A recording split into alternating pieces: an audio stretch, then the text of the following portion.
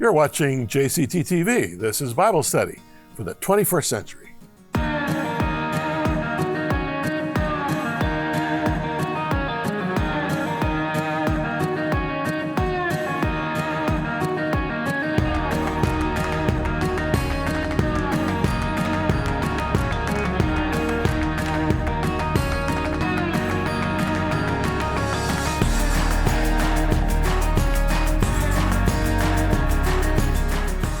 Welcome, friends. You know, it's been a slow march through Matthew and Mark.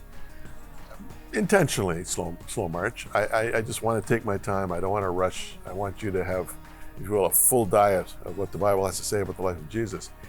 But it's really exciting where we're going for the next few programs, because we're looking at what's called the Passion of Jesus, the events leading up to and surrounding his crucifixion and then his resurrection. And we'll get right to that right after this break.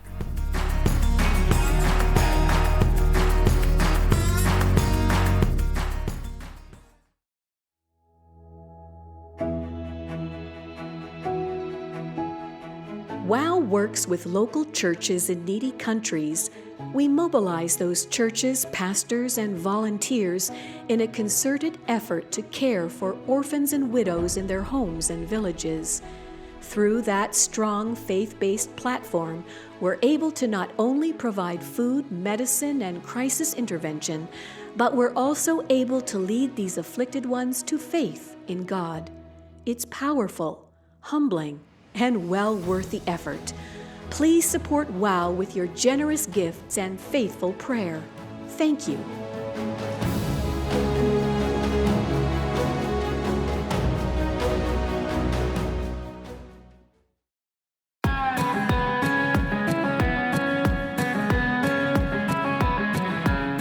So friends, last time we looked at the first 11 verses of Mark chapter 14, where Jesus was anointed in Mark's record by an anonymous woman with an expensive alabaster jar of ointment that was worth a year's wages for an everyday laborer.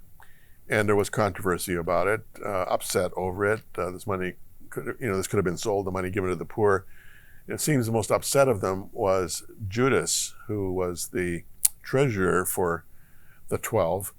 And he's had enough, and he takes off to talk to the temple authorities, because he's going to plan to deny, not just deny, but to give Jesus up to the authorities who've wanted to get a hold of Jesus for a few years now. So Judas goes and does what he does in terms of setting up the plan, but then he comes back, and we have now, beginning in verse 12, the record of what we classically referred to as the Last Supper. Let's read some of it here. Verse 12 of Mark 14. Now on the first day of unleavened bread, when they had killed the Passover lamb, his disciples said to him, "Where do you want us to go and prepare that you may eat the Passover?" And he sent out two of his disciples and said to them, "Go into the city, and a man will meet you carrying a pitcher of water. Follow him. Wherever he goes, say to the master of the house, 'The teacher says, where is the guest room in which I may eat the Passover with my disciples?' Then he'll show you a large upper room, furnished and prepared, and there make ready for us." So his disciples went out, came into the city, and found it just as he had said to them, and they prepared the Passover. Now, let's just stop there to begin with. As most of you know, back in the early 80s, my wife and I were invited by government officials in Israel to come and plant a church in Jerusalem. An amazing story, something that is not only amazing but unique. And we did it. We had just built a brand new church in North Toronto, but this was an offer that I couldn't say no to, and away we went with 3 little kids. And for the next 7 years, we established what's now known as King of Kings Assembly in Jerusalem, right in the heart of the city. One of the biggest adjustments we had to make was Sabbath, or Shabbat, as it's called in Hebrew. Why the adjustment? On Shabbat, everything shuts down. I mean everything. The buses don't run, the stores are closed, the restaurants are closed, there's hardly any traffic on the street because driving cars is frowned upon. And people are out walking, And in many cases, they're in their Shabbat best. They've got, nice, the men are wearing suits and the women dresses, and they have flowers and a bottle of wine, and they're going to their parents' house for what's called Kabbalat Shabbat, which means welcoming the Sabbath. It's a special meal that happens every Friday night in Jerusalem and throughout the world in Jewish homes. But the big adjustment for us was just getting used to, everything shutting down. Really, it took us a few weeks, if not a few months, to just kind of get into that rhythm. Why? Because in Israel, the day does not start when the sun comes up. The day starts when the sun goes down. And so Sabbath, for instance, starts when the sun goes down, when it goes below the horizon on Friday night. And it continues right through until the sun going down on Saturday night. So you got a 24-hour period there that's called Shabbat. But the first 12 is in darkness and the second 12 is in light, which, seems to be counterintuitive. And that was a part of the challenge that faced us when we were newly resident in Jerusalem. So Sabbath starts technically at sundown, but actually, now this is to add to the confusion. In terms of preparation, it's anywhere from 10 a.m. through 5 p.m. on Fridays. Friday morning, my office was right in the heart of Jerusalem, just around the corner from the Prime Minister's office, as it turned out. But I would often go down and just walk a few minutes from my office right into the heart of downtown Jerusalem. And I had a favorite coffee shop. I'd buy a coffee and what's called an uga, a cake. And I would enjoy that and then come back to my office. Friday morning seemed like normal. But then in some of the places, 10 o'clock, certainly by noon, and for sure by 2 o'clock, all the business is shut down. And while that's happening, there's preparation going on for the Sabbath meal. And if it's an Orthodox Jewish family, all those preps are done before sundown on Friday. And there's not a rush, but there's a concerted effort to make sure that nobody has to light a fire, if you're Orthodox, on Shabbat. Now, some of them get around that by having automatic lighting systems, because even to turn a switch on electrically means to light a fire. Some of those automatic lighting systems used to fail, by the way, with our neighbors, because we lived right on the edge of an ultra-Orthodox community in Rehavia in Jerusalem. And maybe 3 out of 4 weeks, there'd be a knock at our door, and I'd open, and there'd be this ultra-Orthodox man fully kitted out, as ultra-Orthodox men are kitted out, with the black hat and the curly locks and, the black long coat and all of that.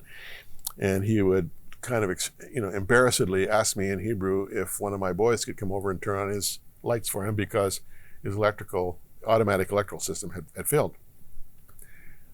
That's for them to deal with. I'm not even going to make a comment on it. But the point is this: Sabbath is sacrosanct.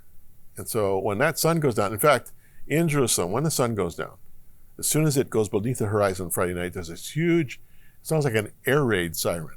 And you can hear it from all over the city. And that is the sign that Shabbat has begun. No lighting of fires, no driving of cars, no long walks, no extra effort or work that you would normally do during the rest of the week. Okay? So the prep begins anywhere from 10 in the morning on Friday till around 5 o'clock when that siren blows. Actually, it would be more like 5:30, 5:15, 5:30 when the siren would blow. So what I'm saying here is that there was a running start, if you will, and there still is a running start into Shabbat. And you have to keep that in mind when you're reading the text here. You can't be, legalistic in terms of, set hours and all that kind of stuff. But what's happening here in the text that we read on the first day of unleavened bread, it's leading up to that first day of unleavened bread when the 7-day festival called unleavened bread once a year would happen, beginning with Passover. Passover was a Sabbath on a Friday in this case, but then the next day, your normal Sabbath also was a Sabbath. So you got 2 Sabbaths in a row. Even more confusion for you, okay? So, first day. But Passover was on a Friday. in this case. Jesus gives his disciples some kind of obtuse instructions about meeting some stranger, and anyway, we read it. We don't have to go into that. So his disciples go, and they go into the city, and it's just as Jesus said, and there's this guy, and he leads them to this upper room. And so the lamb has already been killed, and now they're going to have the Passover meal. Now, I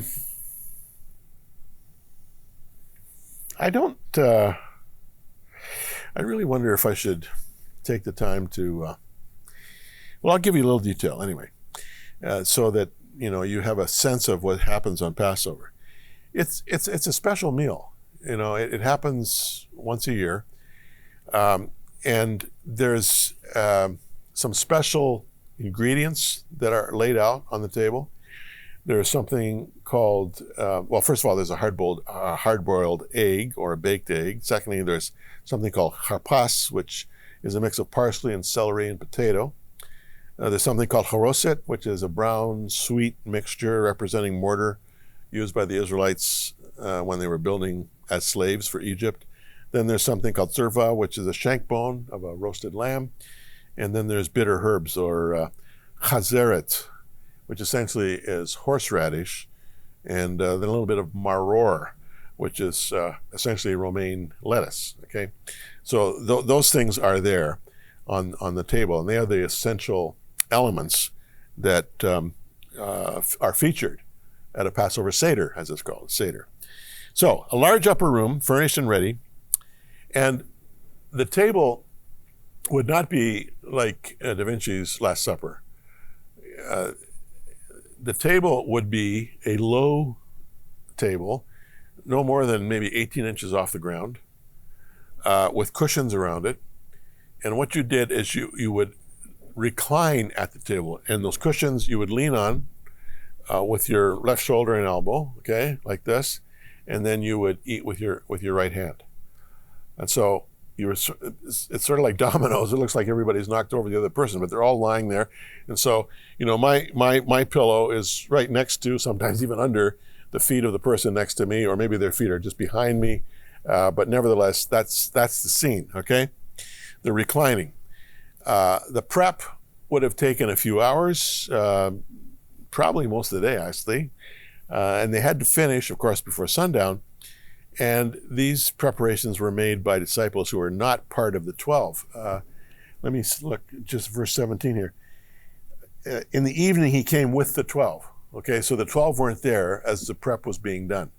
And keep in mind that Jesus had a lot of people who followed with him, disciples, but they weren't the inner group called the 12.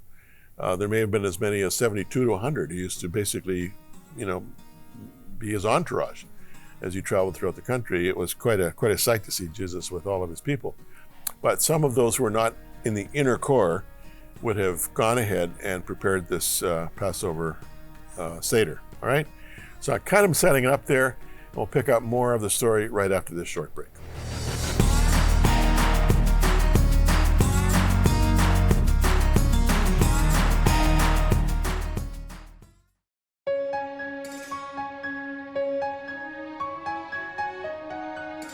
The Bible tells us that true religion is visiting orphans and widows in their distress. The Bible also says that God is a father to the fatherless and a defender of widows.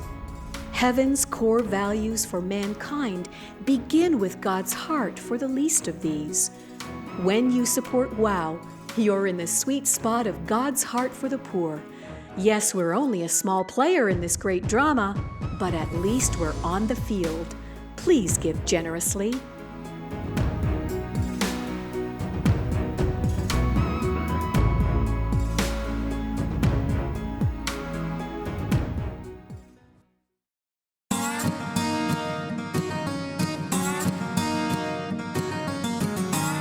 Okay, so let's continue here, and I may take more than this one segment. I might have to go into the next program actually to cover this Passover thing, and I do want to cover it so that you have a sense of orientation to the Last Supper.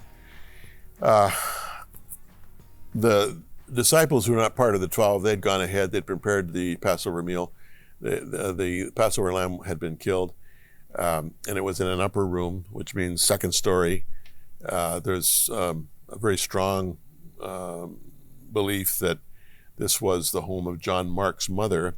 We're not sure if John Mark's father was alive or not, but she was a fairly wealthy woman, apparently, and she had this large house, and it became the sort of the center of operations for Jesus and the disciples when they were in Jerusalem, the city.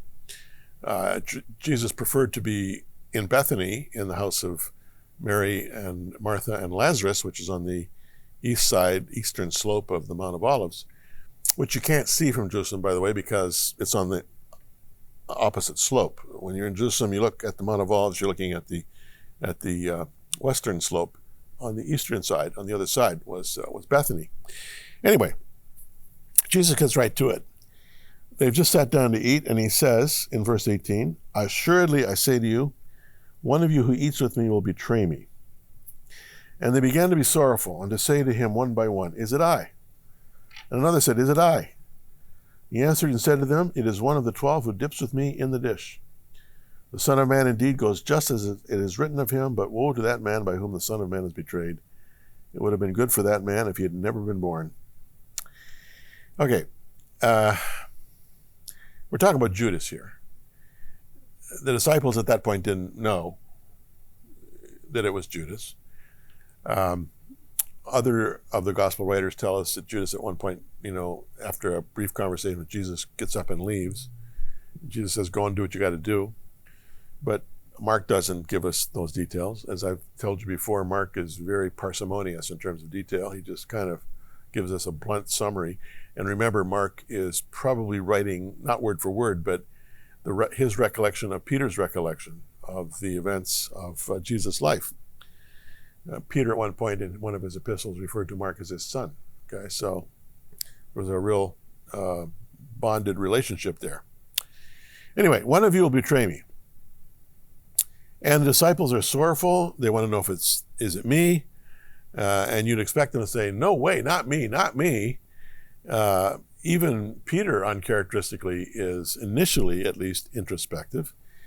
But Jesus says, "The one who dips into the dish with me." Now, the point being that everybody was dipping into the dish. And whether he means that at that point in time, as he dipped in, Judas was also doing it, Mark doesn't say. But what he's saying is, it's one of you, one of my intimate group here. One of you is going to be my betrayer. So, just as well you weren't born, whoever you are. But then Mark doesn't dwell there. Again, he just, he moves from sort of factoid to factoid, all right? As they were eating, Jesus took bread, blessed, broke it, and gave it to them and said, "Take, eat, this is my body." Then he took the cup, and when he had given thanks, he gave it to them, and they all drank from it. And he said to them, "This is my blood of the new covenant, which is shed for many. Assuredly I say to you, I will no longer drink of the fruit of the vine until that day when I drink it anew in the kingdom of God." And when they had sung a hymn, they went out to the Mount of Olives. Now, you're dying for detail here, right? Mark, come on, back up. Give us some detail. He doesn't give us any detail. He's just telling us, a kind of a summation of what was going on. Now, let me just back up a bit here to talk more about Passover and the Feast of Unleavened Bread that began at Passover. It was the first of 3 great festivals in Israel's liturgical calendar. And if you want to, see where they're first described, you can look at Deuteronomy chapter 16, verse 2 and on, or you can look at Exodus chapter 12 in its entirety. Passover, or as is said in Hebrew, Pesach, just basically means passing over. And you know the story, how when Jesus, or I should say when the Lord was preparing to deliver the people of Israel from 400 years of slavery in Egypt, there were a number of plagues that were wrought upon Egypt, all of them horrible. The last was the worst, the death of the firstborn of every Egyptian family. And in order for the death angel to distinguish between Egyptian and Israelite on that fateful night, the Israelites were required to kill a lamb, take some of the blood, and put it on the doorposts of their houses. And the classic line is, when the angel saw the blood, he would pass over them. Passover is how that word emerged. So, you've got this event, which in many ways marks the beginning of Israel's history as a nation. Now, Israel, as you know, was Jacob. Jacob, when he wrestled with the angel on that fateful night, all night, he wrestled with God, the Lord changed his name from Jacob to Israel. Israel, in its barest etymological form, means God wrestler, someone who wrestles with God. So the nation bore the founder's name.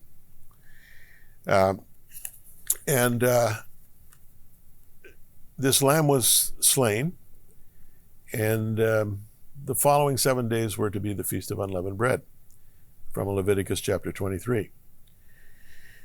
Exodus 23, when you read it, you'll see in verses 14 to 17, sets the liturgical calendar for Israel. You have Passover, you have Pentecost, and you have Tabernacles. Pesach, Shavuot, and Sukkot. These were pilgrim festivals. And certainly Pentecost and Tabernacles were harvest festivals. There are 2 harvests a year in that part of the world. But they were pilgrim festivals in that the law of Moses required that all Israelite men, and usually with their families, made a pilgrimage to Jerusalem, to the temple, 3 times a year. And in the New Testament era, in Jesus' time, as many as 100,000 pilgrims would attend those feasts 3 times a year in Jerusalem.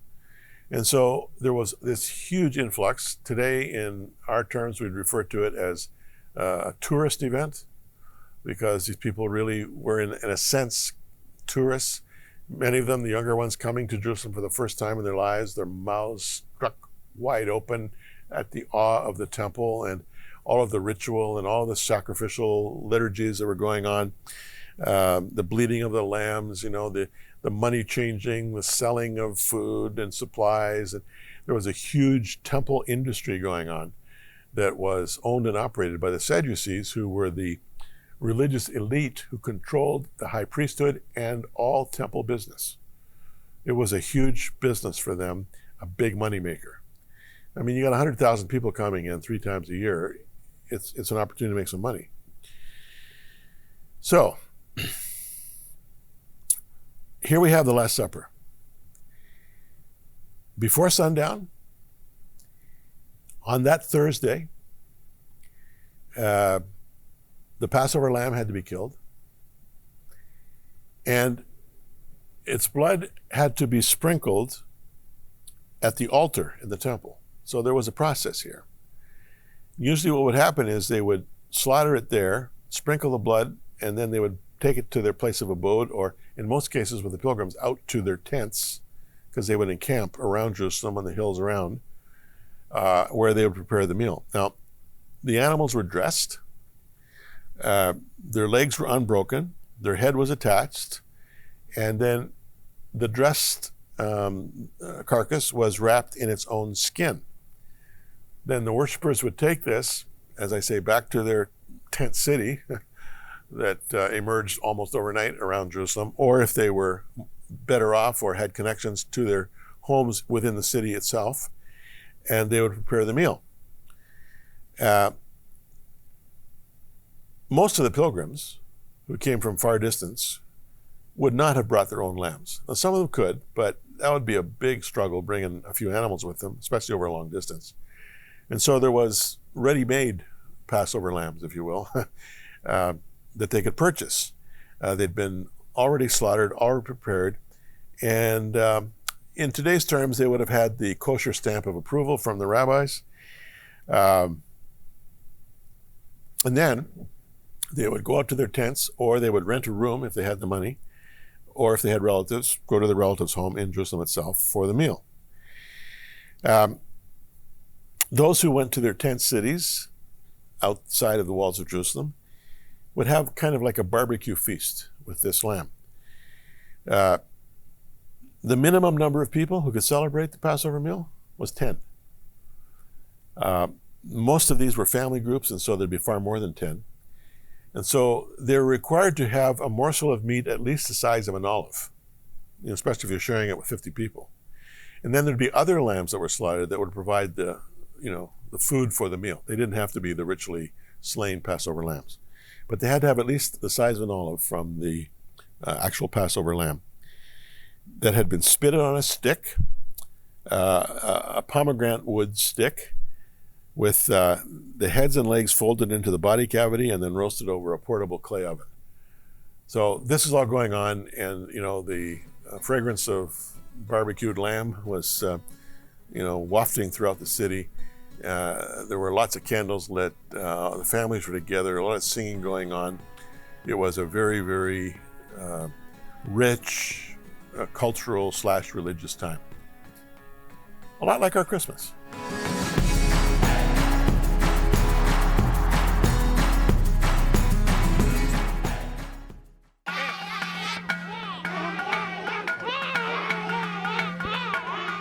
Why dance when you have very little? When you live from day to day with food insecurity, rampant disease, sickness, and death? You dance because your heart is full of love for God and your hope is strong. WOW has come alongside as the hands and feet of the Lord, providing both home-based care and assurance of God's love.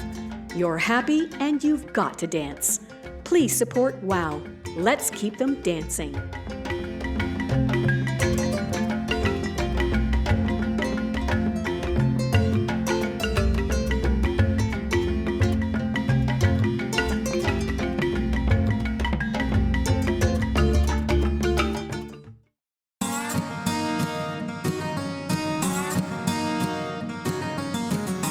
I've been making available to you in tranches Cantelon's Casual Commentary as we've gone through Matthew and Mark. You can ask for this, and when you do, make sure you ask, and remember your best ministry gift for JCT and WOW.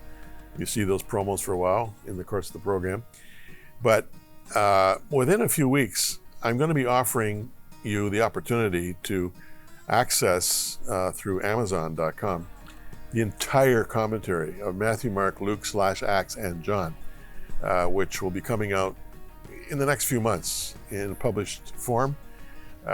So that's something to keep in mind. I like to add value on several levels if I can, not just in terms of the audio and video component here, but also in terms of the written, which provides more detail, more opportunity for your engagement of your mind than anything else. So keep that in mind, and thank you for watching JCT. We'll see you next time.